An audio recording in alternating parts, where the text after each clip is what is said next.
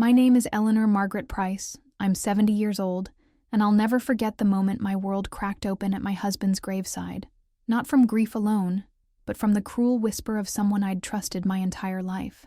Tom died on a Tuesday morning in March, when the Alaskan winter was finally loosening its grip on Juneau. I found him slumped over his workbench in the garage, a wrench still clutched in his weathered hand, motor oil staining his favorite flannel shirt. The paramedics said his heart just gave out. 74 years of hard living, they explained gently. 47 of those years spent loving me through the long, dark winters and brief, brilliant summers of our northern home. We'd built our life together in a cedar house overlooking Gastineau Channel, where Tom could watch the fishing boats come and go from our kitchen window. He'd started as a deckhand on those very boats when we were newlyweds, his hands growing rough from hauling nets and his shoulders broad from wrestling with engines in freezing spray. Eventually, he opened his own marine repair shop down at the harbor. Tom's Honest Engines, he called it, painted in blue letters on a weathered sign that swayed in the coastal winds. The funeral was held at St. Matthew's Episcopal Church, the same small wooden chapel where we'd been married in 1976. Reverend Martinez, a kind man with gentle eyes behind wire-rimmed glasses, spoke about Tom's quiet generosity, how he'd fixed boats for struggling fishermen without charging full price, how he'd delivered firewood to elderly neighbors during the worst storms, how he'd never missed a Sunday service in 20 years unless he was out on a rescue call with the Coast Guard Auxiliary. The church was packed. Tom had touched so many lives in our community, fishermen whose boats he'd kept running, young mechanics he'd trained in his shop, families at church who'd relied on his steady presence during difficult times. Martha Henley from the harbor office wiped her eyes with a tissue throughout the service. Old Pete Kowalski, who'd fished these waters for 60 years, sat in the front row with his cap in his hands, his usually gruff face soft with sorrow. But it was my sister Valerie who commanded attention, even in grief. She'd flown up from Seattle the day after Tom died, arriving with her usual dramatic flair, designer black dress, perfectly styled silver hair, expensive heels that clicked against the wooden floor of our simple church like a countdown to something ominous. Valerie is 4 years younger than me, but she's always carried herself as though she were the elder, the wiser, the one who'd made better choices. She married a successful real estate developer, lived in a waterfront home in Bellevue, sent her children to private schools. She'd visit Alaska once or twice a year, usually in summer, and I could see the way she looked at our modest home, our practical furniture, Tom's calloused hands across the dinner table. "Eleanor," she'd say with that particular smile of hers, "don't you ever wonder what life would have been like if you'd moved to the city? If you'd aimed higher?" I never knew how to answer that. Tom and I had chosen this life deliberately. We'd found something precious in the rhythm of seasons here, in the tight-knit community that rallied around each other during harsh winters, in the breathtaking beauty of mountains reflected in still water during brief summer nights that lasted until nearly midnight. We'd tried for children, suffered through 3 miscarriages in our 30s, and finally found peace in being uncle and aunt to the whole marina, watching fishermen's kids grow up, celebrating their graduations, dancing at their weddings. But standing at Tom's graveside that gray March afternoon, with a bitter wind carrying the scent of snow off the mountains, I felt every one of those choices being judged by the crowd of mourners around us. The cemetery overlooked the channel, and I could see Tom's empty slip at the marina below, where his beloved 30-foot cabin cruiser, the Eleanor's Dream, bobbed gently against the dock. Reverend Martinez was reading from Ecclesiastes. "To everything there is a season, and a time to every purpose under heaven." When Valerie moved closer to me, she'd been standing with her 2 grown children, Michael and Sarah, who'd driven up from Anchorage for the service. But as the Reverend's voice carried across the gathered mourners, she stepped to my side, slipped her arm around my shoulders, in what anyone watching would have seen as sisterly comfort. That's when she leaned close to my ear, her breath warm against my cheek, and whispered the words that would haunt me for weeks. "We shared more than you know, Eleanor. Tom and I, we shared more than you know." The words hit me like a physical blow. My knees nearly buckled, and I had to grip the handle of Tom's casket to keep from falling. Around us, people were beginning to toss handfuls of earth into the grave, the sound of dirt hitting wood hollow and final. But all I could hear was the echo of Valerie's voice, the implications of what she'd said crashing over me like the icy waves that had claimed so many fishermen in these waters over the years. I turned to look at her, searching her face for some sign that I'd misunderstood, that grief had made me hear something that wasn't there. But Valerie was looking straight ahead, her expression serene, almost satisfied. When she caught my stare, she squeezed my arm gently and whispered, "We'll talk later, dear. When you're ready." The rest of the service passed in a blur. People offered their condolences. Mrs. Chen from the grocery store, Jake Morrison, who'd worked alongside Tom for 15 years, dozens of faces that usually brought comfort, but now seemed to blur together through my shock and confusion. Everyone spoke of Tom's kindness, his integrity, his devotion to me, but all I could think about was Valerie's whisper, the way she'd delivered those devastating words with such casual cruelty, right there beside my husband's grave. By the time we returned to our house for the reception, I felt like I was moving underwater. Neighbors had filled our kitchen with casseroles and covered dishes, the familiar comfort foods of a community in mourning: salmon chowder, sourdough bread, wild berry pies. But I couldn't taste anything. I moved through the crowd of well-wishers like a ghost, accepting embraces and murmured sympathy while Valerie's words echoed in my mind. What had she meant? What could Tom and Valerie possibly have shared that I didn't know about? Tom had been the most honest man I'd ever known, transparent about everything from his business finances to his struggles with arthritis in his hands. We'd been married for 47 years. We'd weathered everything together: lean winters when the fishing was poor, the heartbreak of losing those babies, the slow ache of watching our parents age and pass away. But now, watching Valerie hold court in my living room, telling stories about Tom's childhood that made people laugh, accepting sympathy as though she were the grieving widow, I began to notice things that chilled me. The way Michael and Sarah kept glancing between their mother and me, with something that looked almost like pity. The way certain neighbors seemed to be watching me more carefully, as though they were waiting for something to happen. Had there been signs I'd missed? Tom had made several trips to Sitka over the past year. Business trips, he'd said. Meeting with suppliers and potential clients. He'd been gone for 2 or 3 days at a time, returning home tired but never volunteering much detail about what he'd accomplished. I'd trusted him completely, never questioned the need for those trips, or asked to see receipts or invoices. And Valerie, when had she and Tom become so close?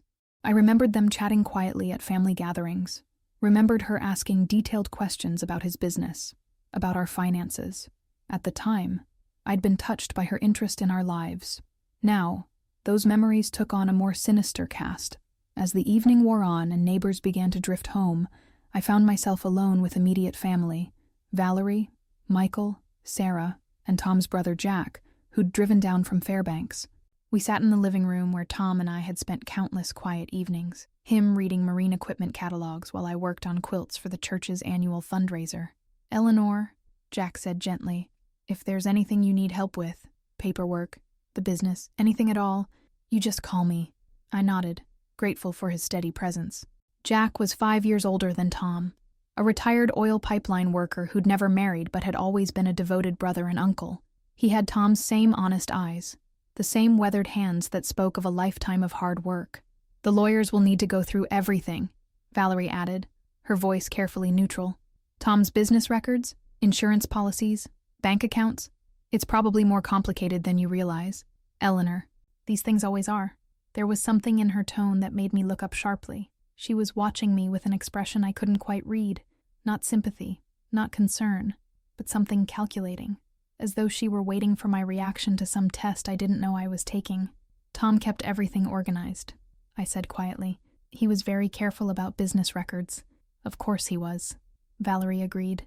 "Tom was always careful about keeping track of things. Weren't you, Tom?" She said this last part to the air, as though my husband were still there to answer, and her smile held an edge that made my stomach clench.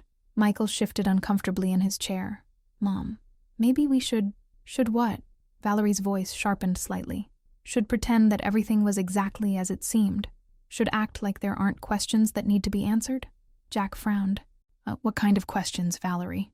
She looked directly at me then, her eyes bright with something that wasn't grief. "Oh, I think Eleanor knows what I mean. Don't you, Eleanor?" I stared back at her, my throat tight with fear and confusion.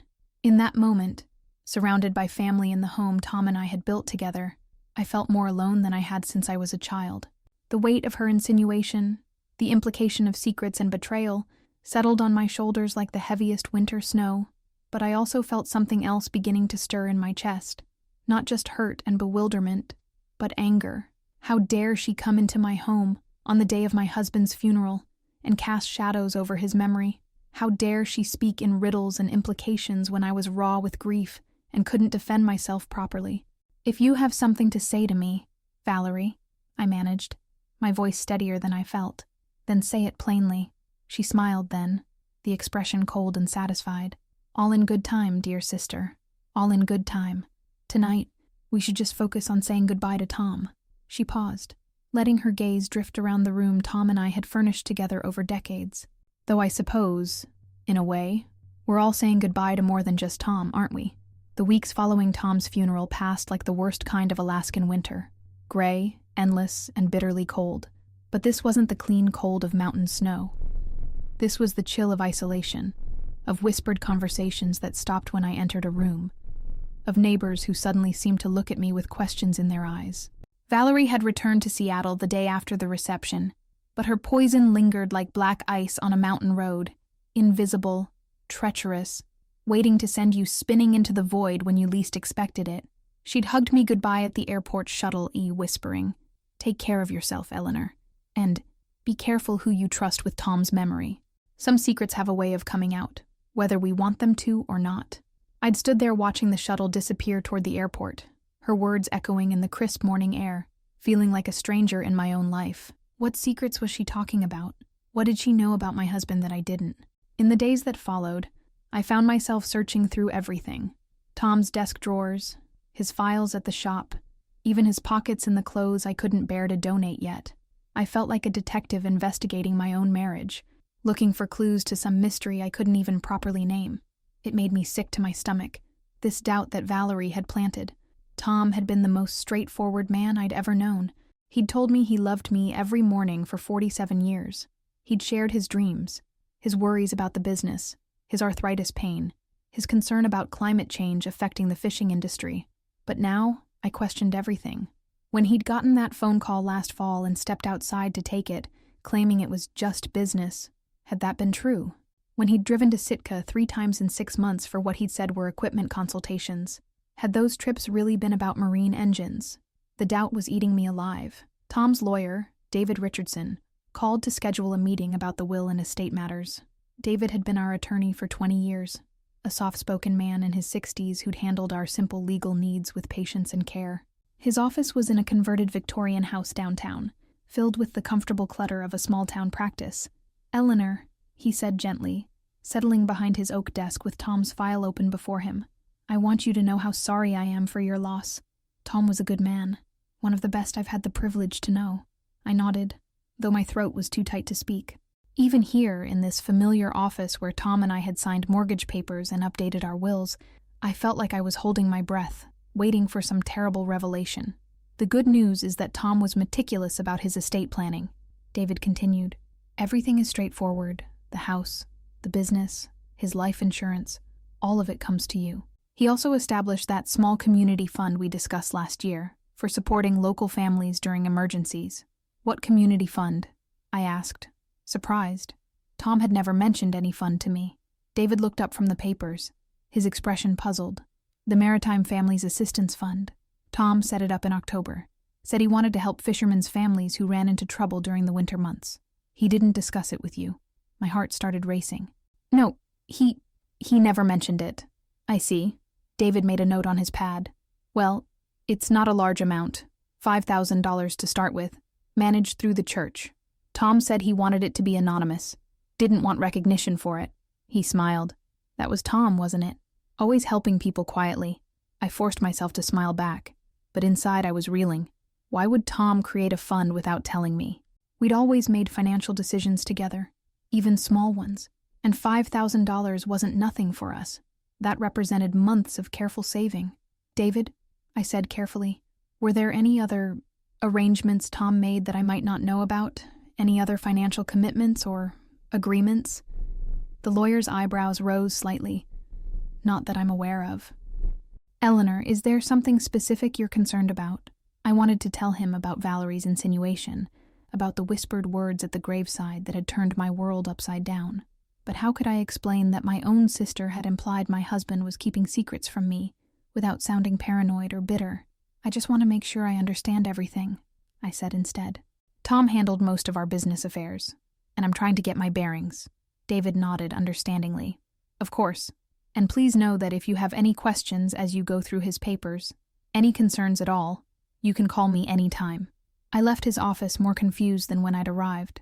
The community fund was generous, even admirable, exactly the kind of quiet charity Tom would support. But why the secrecy? In 47 years of marriage, we'd never kept financial secrets from each other. That evening, I called my nephew Michael in Anchorage. He'd always been close to his Uncle Tom, had worked summers at the marina during high school and college. If anyone might know about Tom's recent activities, it would be Michael. Aunt Eleanor. His voice was warm with genuine affection. How are you holding up? I've been worried about you. I'm managing, sweetheart. Michael, can I ask you something? In the last year or so, did you notice anything different about your Uncle Tom? Any changes in his routine, or things he mentioned that seemed unusual? There was a pause. Different how? I don't know exactly.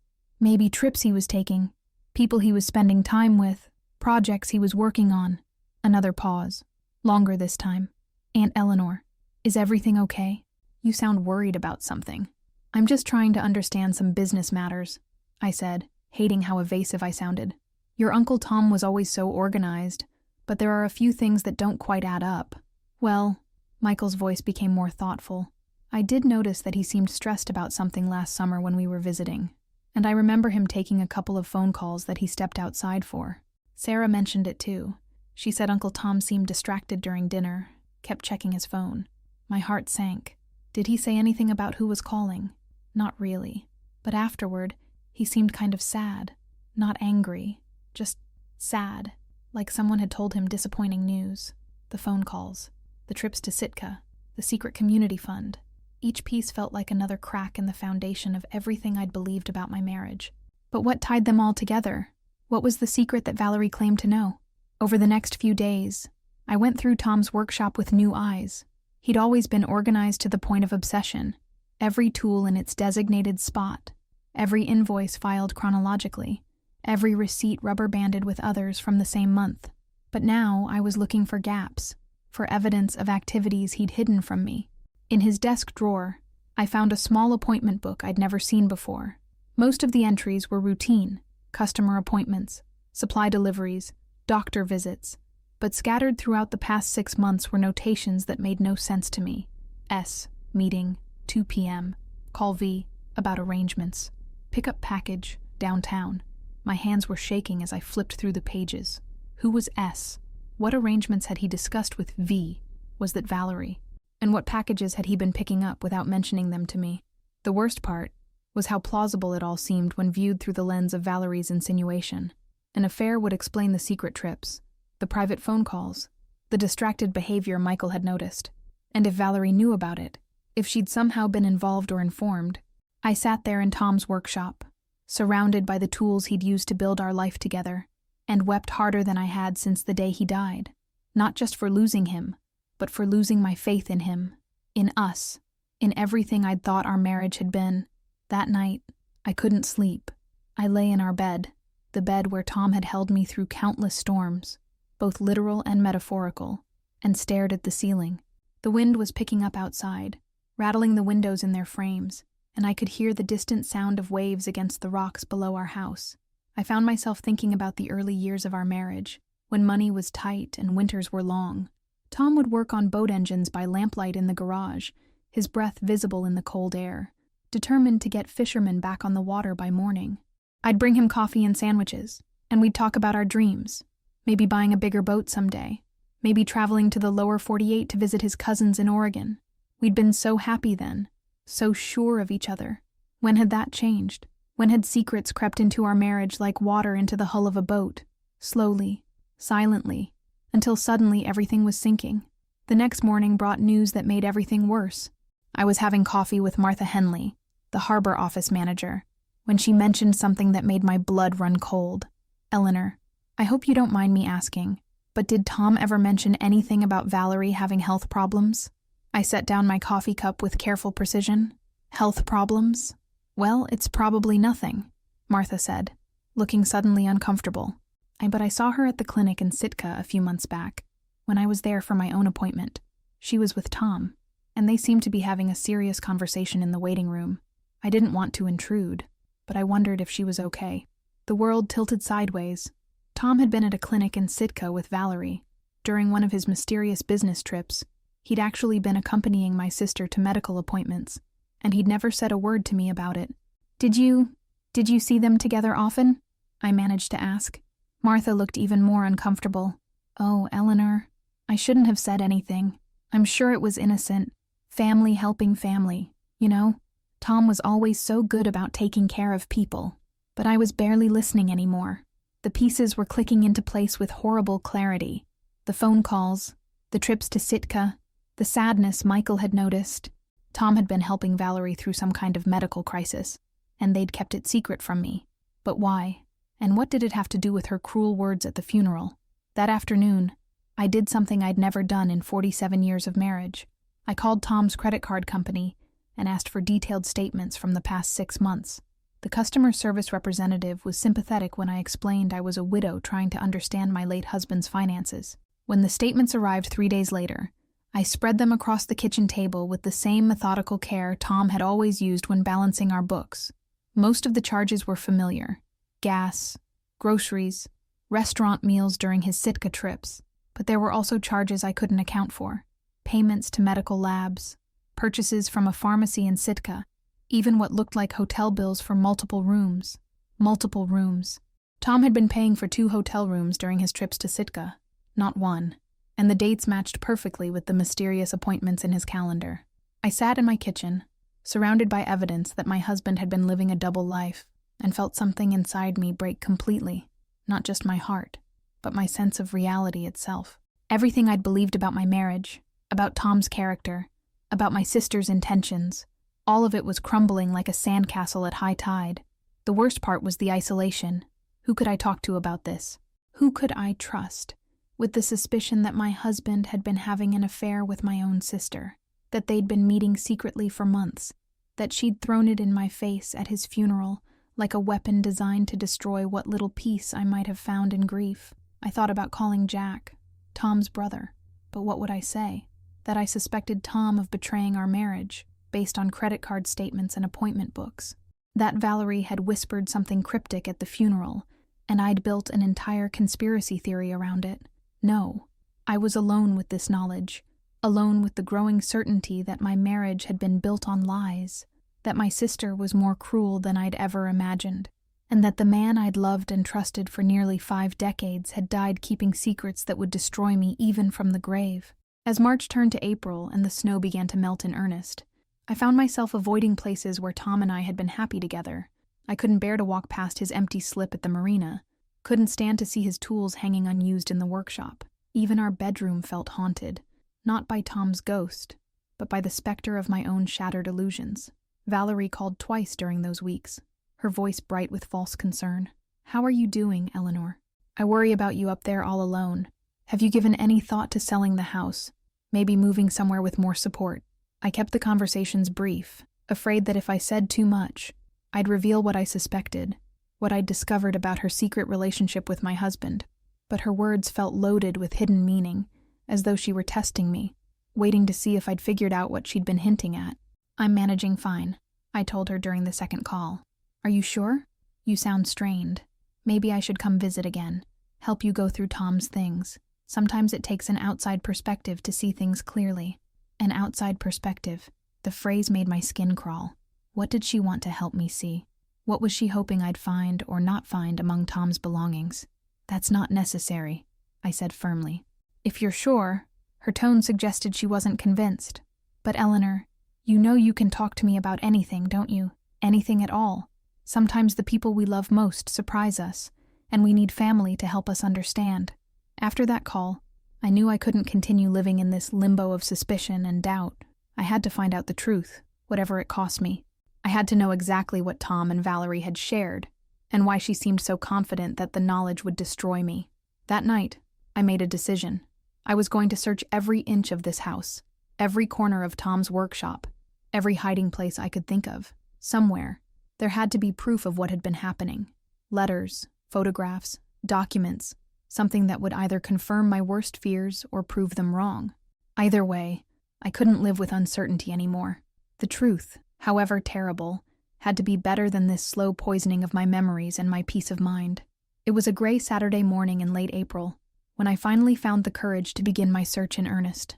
The spring thaw had turned our gravel driveway into a muddy track, and the mountains across the channel were wreathed in low clouds that promised more rain.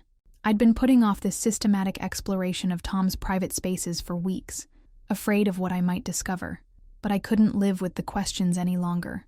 I started in his workshop, that sacred space where he'd spent countless hours bringing broken engines back to life. The familiar smell of motor oil and wood shavings should have been comforting, but now it felt like walking through a museum of a life I'd never really understood. Every tool, every spare part, every carefully organized shelf seemed to whisper accusations. What else didn't you know about him? Tom's main toolbox was a massive, red Craftsman chest that had been his pride and joy, 5 feet wide, with dozens of drawers organized according to a system only he fully understood. I'd never gone through it thoroughly while he was alive. It had been his domain, and I'd respected that boundary. Now, pulling out each drawer, examining every compartment, I felt like a trespasser in my own home. Most of what I found was exactly what you'd expect.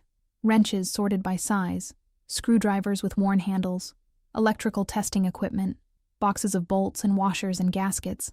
But in the bottom drawer, pushed toward the back behind a collection of old marine manuals, my fingers touched something that didn't belong, a manila envelope, sealed with tape that had yellowed with age. My hands were shaking as I carried it to Tom's workbench under the bright LED lights he'd installed 2 years ago. The envelope was addressed in his careful handwriting, for Eleanor, to be opened only after my death. The date was from last September, just 6 months ago. I stared at that envelope for a long time, afraid to break the seal. Part of me wanted to burn it, to spare myself whatever revelation it contained, but I'd come too far to turn back now. With the same determination that had carried me through decades of Alaskan winters, I opened the envelope and pulled out several sheets of paper. The first was a letter in Tom's familiar handwriting, the same careful script he'd used for customer invoices and love notes left on my pillow. My dearest Eleanor, if you're reading this, then I'm gone and you're probably confused and hurting about things you've discovered. I'm sorry for that, sweetheart. I'm sorry for the secrets, and I'm sorry for the pain they might cause you. But I want you to know the truth, because you deserve to know, and because I couldn't bear the thought of you doubting my love for you. Your sister Valerie is sick, Eleanor. She was diagnosed with early-stage ovarian cancer in June, but she made me promise not to tell you. She said she needed time to process it herself, to decide on treatment options, before she worried the family. She was terrified. Honey, terrified and trying so hard to be strong. I've been taking her to appointments in Sitka because she asked me to, because she couldn't face going alone and didn't want her children to worry before she knew more. The trips you thought were business were actually me driving her to see specialists, sitting with her during tests, being the brother-in-law she needed when she couldn't be strong anymore. I know how this must look, the secrecy and the private conversations and the trips we didn't explain. But Eleanor, I swear to you on everything I hold sacred, there was never anything inappropriate between your sister and me. Never. She's been like a sister to me too, for all these years. And when she needed help, I couldn't turn away. I wanted to tell you so many times. It felt wrong to keep something this important from you. But Valerie made me swear, and she's your sister, and I thought it was her choice to make about when and how to tell you. There's more, and I hope you'll understand why I kept this part secret too. When Valerie was going through the worst of her fear about the diagnosis, she told me something that broke my heart. She said she'd always felt like a failure compared to you. She said you had the happy marriage, the respect of your community, the life she'd always wished for.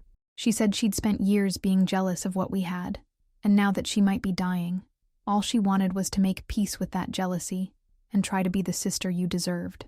She asked me to help her set up something special for you, something to show how much she loves and admires you. We worked together to establish that community fund at the church, but we also planned something bigger. We wanted to surprise you on our 50th wedding anniversary with a scholarship fund in your parents' names for young women in maritime communities who want to pursue education. Valerie insisted on contributing the seed money. It was her way of honoring what you've meant to this community, and to her. I'm sorry for the secrecy, sweetheart. I'm sorry if it caused you pain or confusion, but I couldn't betray your sister's trust, just like I could never betray yours. She needed support during the scariest time of her life, and I was honored to provide it. That's all it ever was. Family helping family. The way you taught me families should work. I love you, Eleanor. I've loved you every day for 47 years, and if there's any part of me that continues beyond death, it will love you for eternity. Please don't let anything or anyone make you doubt that. You are the best thing that ever happened to me, and our marriage has been the greatest joy of my life. All my love, always, Tom P.S. If something happens to me before Valerie tells you about her diagnosis, please be patient with her. Fear makes people act strangely sometimes, but she loves you, Eleanor. She really does. I sat there in Tom's workshop, surrounded by the tools of his honest trade, and wept until I had no tears left. Not tears of betrayal or anger, but tears of relief so profound they felt like a physical release. My husband hadn't betrayed me. My marriage hadn't been a lie. Tom had been exactly who I'd always believed him to be. A good man who helped people quietly, who kept promises even when they cost him, who loved me enough to protect both me and my sister in the only way he knew how. But as the relief washed over me, it was followed quickly by something darker: rage. If this was the truth, if Tom had been helping Valerie through a cancer diagnosis, if they'd been planning surprises for our anniversary, if his secrecy had been motivated by love and loyalty rather than deception, then what had Valerie's words at the funeral really meant? We shared more than you know. Those words took on an entirely different meaning now. Not the implication of an affair, but a cruel reminder of the secret she'd sworn Tom to keep.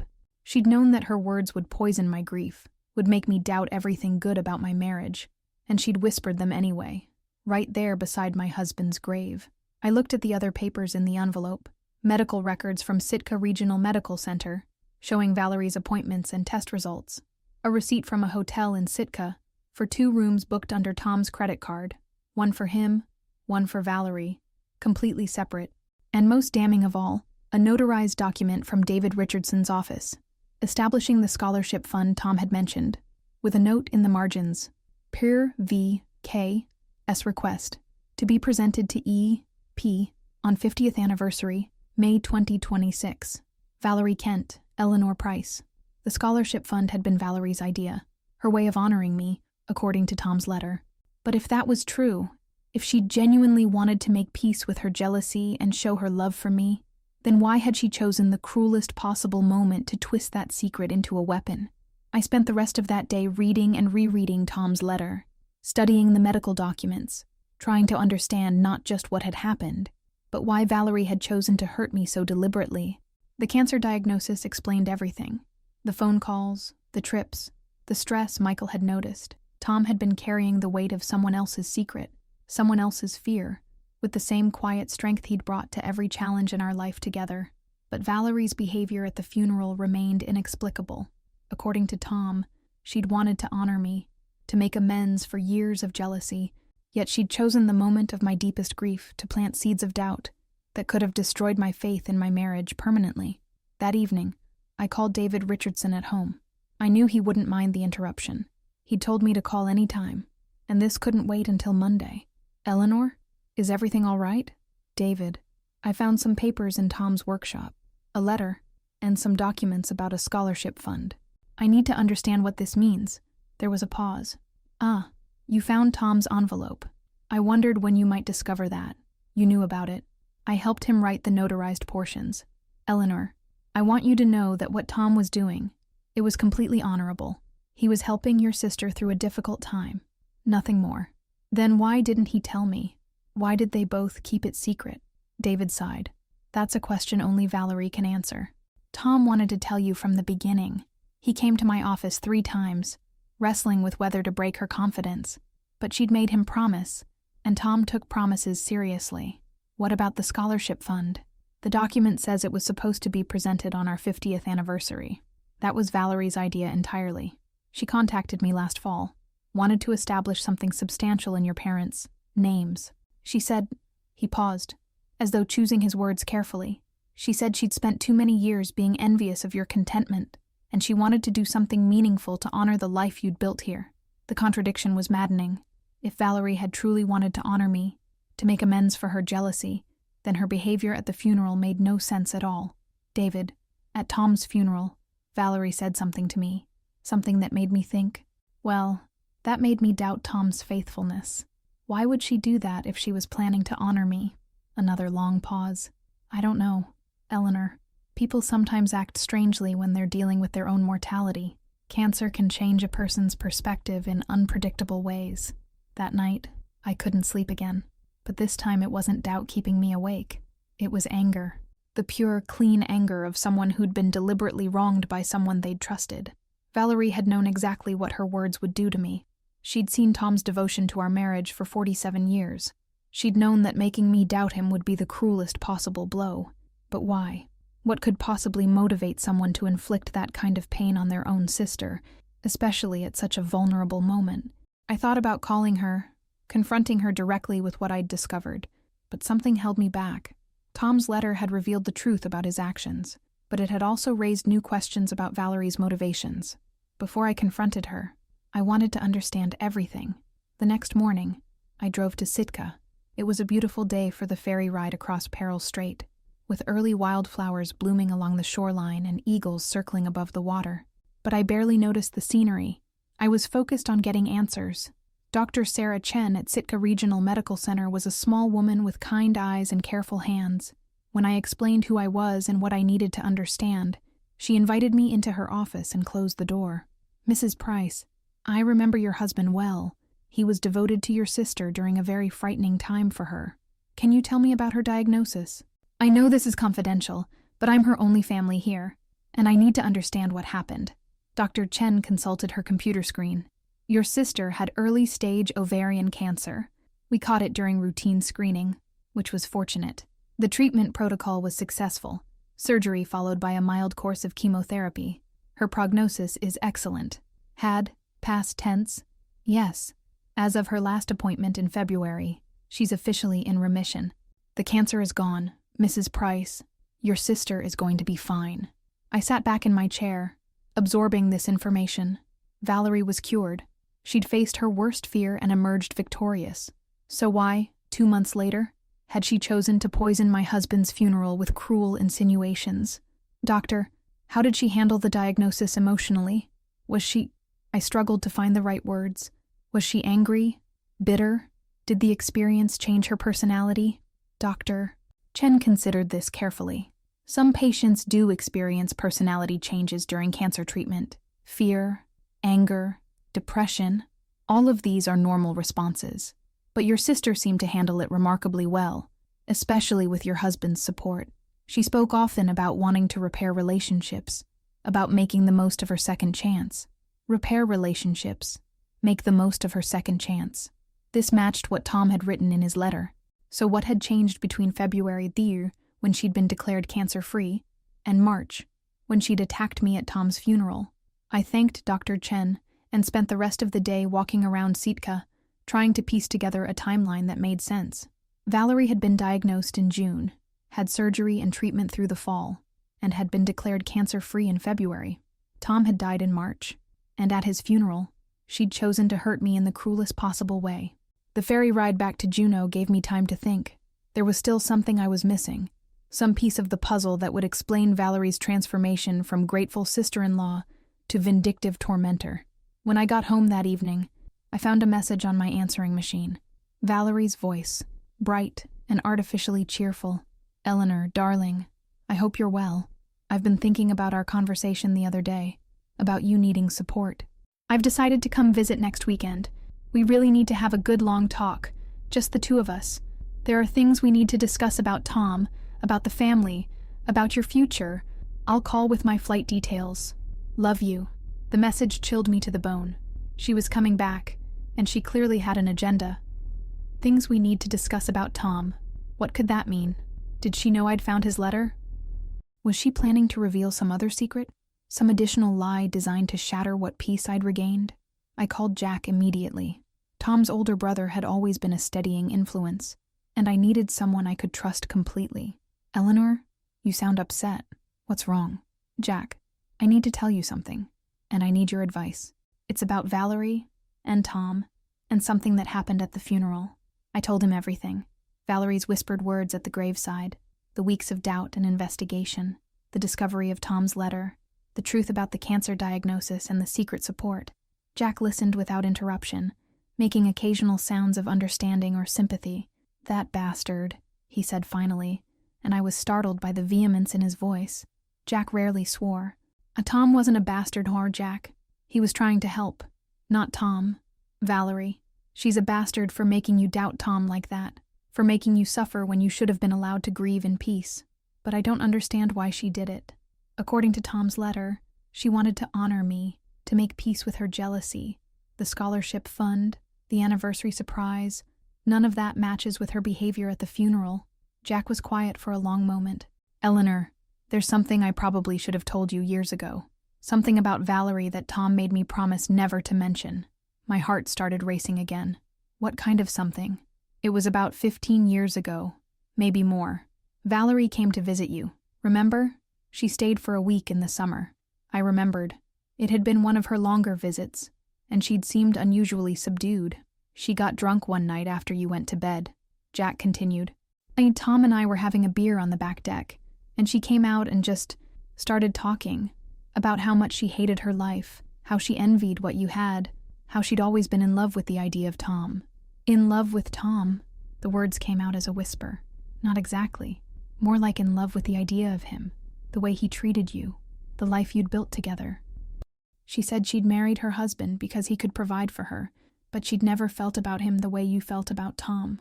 She said she used to lie awake at night, imagining what it would be like to be loved the way Tom loved you. I felt sick. Did Tom? Tom was embarrassed and uncomfortable.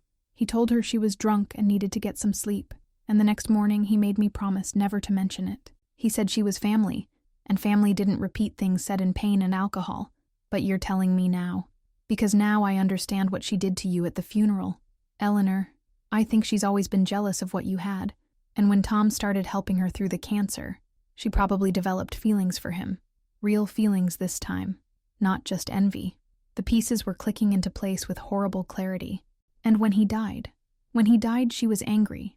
Angry at losing him. Angry that he'd never belonged to her. Angry that even in her moment of greatest need, he'd remained devoted to you. So she decided to poison your memories of him. I sat in my kitchen, holding the phone with numb fingers, finally understanding the depth of Valerie's betrayal. It wasn't enough that Tom had died. She'd wanted to kill my marriage too, to make sure I could never find comfort in our 47 years of happiness together. "Jack, she's coming here next weekend. She left a message saying we need to talk, that there are things about Tom I need to know. Don't see her alone, Eleanor. Whatever game she's playing, don't let her do it without witnesses. What do you think she wants?" "I think she wants to finish what she started at the funeral. And Eleanor, I think you need to be ready to fight back." Valerie arrived on a Friday afternoon in early May, when the mountain peaks were still snow-covered, but the town below was greening up with the promise of summer. I watched her rental car pull into my driveway from the kitchen window. My stomach clenched with dread and determination in equal measure. She looked good, better than she had at the funeral. The cancer treatments hadn't ravaged her the way I'd feared they might. Her silver hair was perfectly styled, her makeup flawless, her expensive clothes tailored to hide any weight loss. But there was something different in her posture, something predatory in the way she surveyed my house as she walked to the door. I'd spent the week preparing for this confrontation. Tom's letter was safely locked in David Richardson's office safe, along with copies of all the medical records and legal documents. Jack was staying at the Alaskan Inn downtown, close enough to come quickly if I needed him. Most importantly, I'd had time to absorb the truth and let my anger crystallize into something harder and more useful. Resolve. Eleanor. Valerie's embrace was theatrical, holding on just a moment too long, squeezing just a little too tightly. "You look terrible, darling. I'm so glad I decided to come." "You shouldn't be dealing with all this alone." "Dealing with all what?" I asked, stepping back from her arms. She gave me that particular smile, the one I'd seen 1,000 times but was only now learning to recognize as calculated rather than warm. "Oh, sweetheart, the grief, the loneliness, the complications that come with losing someone. There's so much you don't understand yet about Tom's final months. So many things he couldn't tell you." I led her into the living room, the same space where she'd held court at Tom's reception, accepting sympathy as though she were the primary mourner. But this time I wasn't drowning in grief and shock. This time I was ready. "What kind of things?" I asked, settling into Tom's favorite chair with deliberate calm. Valerie arranged herself on the sofa, with the grace of someone accustomed to being the center of attention. Well, for starters, the trips to Sitka. I suppose you've wondered about those. I know about the trips to Sitka, Valerie. Her eyebrows rose slightly. Do you? All of them. I know Tom was taking you to medical appointments. I know about your cancer diagnosis. For just a moment, her composure slipped. She'd clearly expected to be the one controlling the revelation of information, and my matter-of-fact tone had caught her off guard. I see, she said carefully. And how did you find out? Tom left me a letter. Now her mask dropped completely, revealing something ugly underneath. A letter. How thorough of him. He explained everything. Valerie, the diagnosis, the treatments, the reason for the secrecy. He also mentioned the scholarship fund you wanted to establish for our 50th anniversary. She laughed, but there was no humor in it. The scholarship fund. Yes, that was my idea. Did Tom mention why I wanted to create it? He said you wanted to honor me, to make amends for years of jealousy. Jealousy. She said the word as though it tasted bitter. Is that what he called it? I waited, sensing that she was building up to something, some revelation she believed would devastate me. Eleanor, dear sister, let me tell you what those months were really like. Yes, I had cancer. Yes, Tom helped me through the treatments. But what his letter probably didn't mention was how much he enjoyed playing the hero. What's that supposed to mean? It means your perfect husband wasn't quite as perfect as you think. Oh, he never touched me inappropriately, if that's what you're worried about. Tom was far too righteous for that. But he loved being needed, loved being the strong man rescuing the helpless woman. And she paused, her eyes bright with something that looked almost like triumph. I let him. My heart was pounding, but I kept my voice steady. Let him what?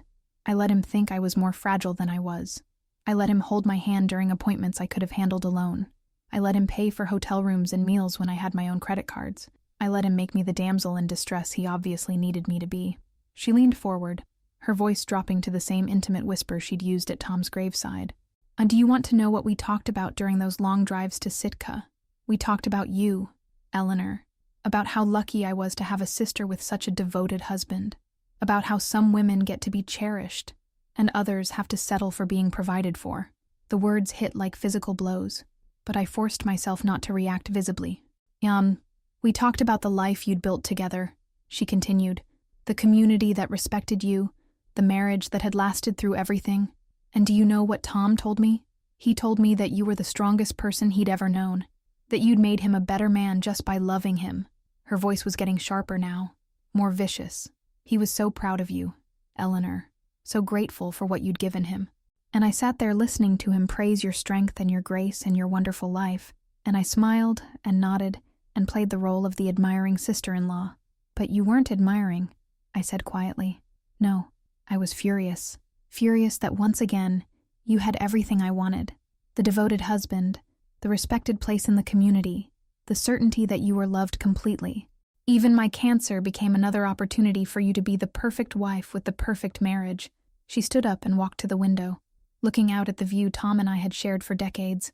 When he died, I thought, finally, she'll know what it's like to lose something precious. But even then, even at his funeral, people were talking about how lucky you were to have had such a love, how beautiful your marriage had been. She turned back to me, and her expression was nakedly hateful. So I decided to give you something else to think about, something that would make you question whether that perfect love was really so perfect after all. The admission hung between us like a poison cloud. She'd destroyed my peace of mind deliberately, cruelly, out of nothing more than jealousy and spite.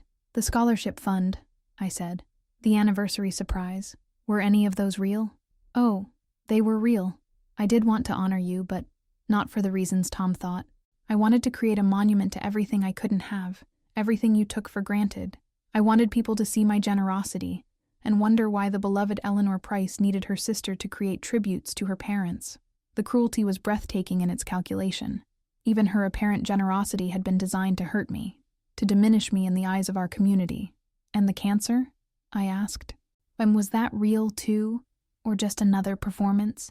Her laugh was genuinely bitter this time. Oh, the cancer was real and terrifying, and it made me realize I'd wasted my entire life being jealous of you instead of building something meaningful for myself. But instead of changing, Instead of becoming a better person, I decided to drag you down to my level." She moved closer, and I could see the years of resentment carved into her face like scars. "Do you want to know the truth about those trips to Sitka, Nur Eleanor? The real truth? By the end, I wasn't the one leaning on Tom. He was leaning on me. He was scared of losing you, scared of getting older, scared that he hadn't been good enough for the life you'd given him. He needed to feel useful, needed to feel strong, and helping me gave him that. So you used his fear to manipulate him. I used his love for you to get what I needed. And you know what? He was grateful for it. Grateful to have a secret mission, a way to prove his worth. Your perfect husband needed to feel like a hero, Eleanor, and I gave him that gift." I stood up slowly, feeling something shift inside me like tectonic plates finding a new alignment. For weeks, I'd been the victim of Valerie's cruelty, the wounded sister trying to understand why someone I loved would hurt me so deeply. But listening to her confession, hearing the venom in her voice as she tried to poison even Tom's kindness, I felt my victim's posture transforming into something stronger. "You're right about one thing, Valerie," I said, my voice carrying a authority I hadn't heard in it for months. "Tom did need to feel useful. He needed to feel like he was making a difference in the world. That's who he was, someone who helped people, who fixed things that were broken."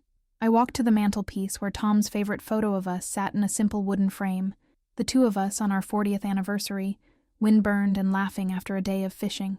"But you're wrong about why he helped you. He didn't do it to feel like a hero or to escape from me. He did it because that's what good people do when someone they care about is in trouble.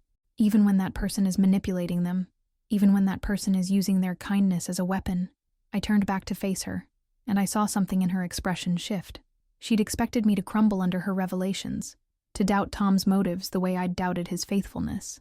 Instead, her confession had done the opposite. It had shown me exactly what kind of man I'd been married to, and exactly what kind of woman I was dealing with. "You spent months manipulating a good man's desire to help, and you're proud of it," I continued.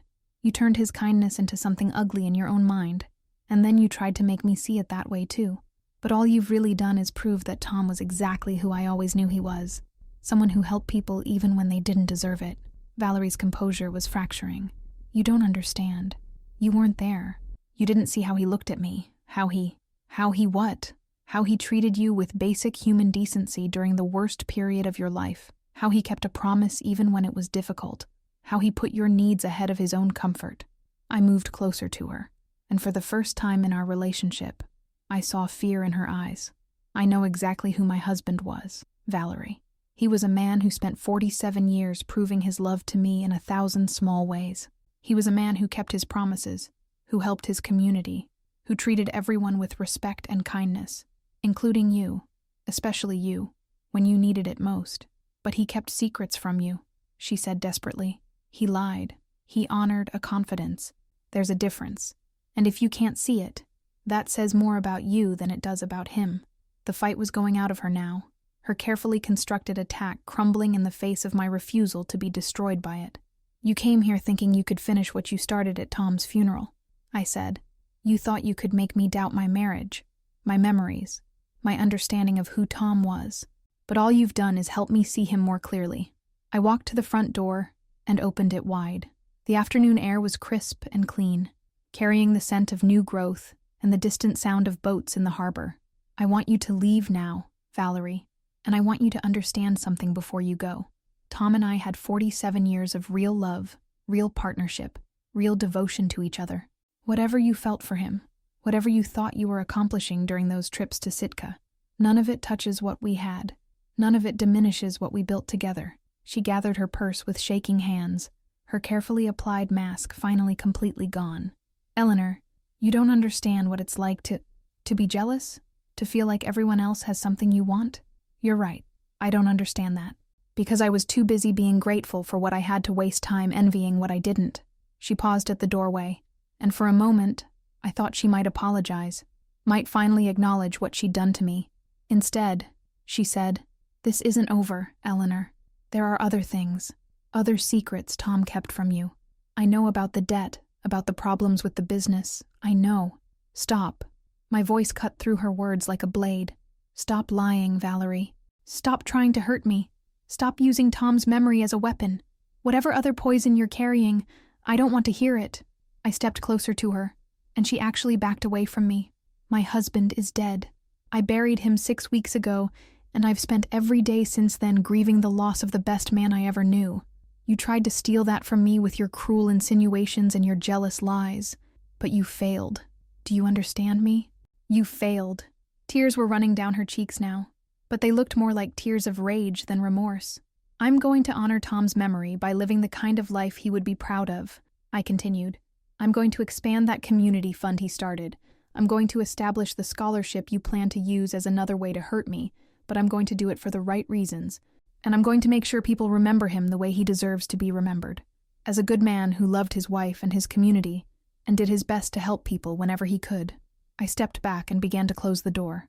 And Valerie, if you ever try to contact me again with lies about Tom, if you ever again try to poison someone else's memories with your jealousy, I will make sure everyone in both our families knows exactly what kind of person you really are. Do we understand each other? She nodded, still crying, and walked unsteadily to her rental car. I watched her drive away, then closed the door and leaned against it, suddenly exhausted but also strangely exhilarated. For the first time since Tom's funeral, I felt like myself again. Not the victim of someone else's cruelty, but a woman who had loved and been loved completely, who had built something beautiful and lasting, who had found her voice when she needed it most.